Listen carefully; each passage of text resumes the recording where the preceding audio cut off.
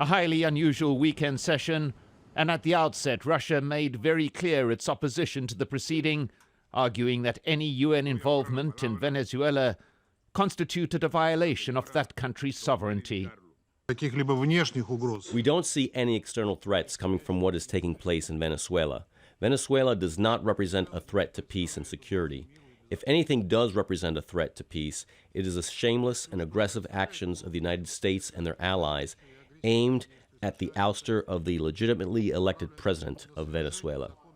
Russia demanded a procedural vote to continue. The requisite 9 members voted to do so, but the 4 votes against a signal that yet again the Security Council would not be speaking with a unified voice. Now it's time for every other nation to pick a side.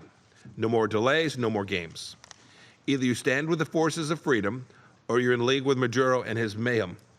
That's a sentiment echoed by US allies, the United Kingdom making a clear ultimatum.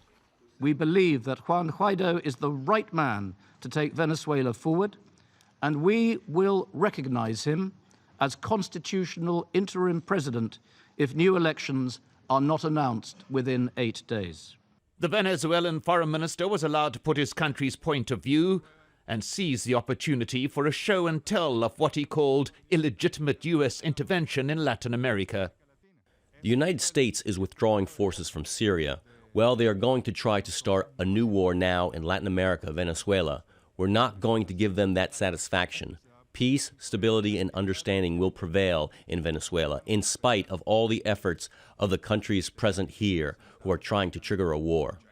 The US Secretary of State was not there to listen, holding a brief news conference before walking away and leaving the Council, still in session, behind.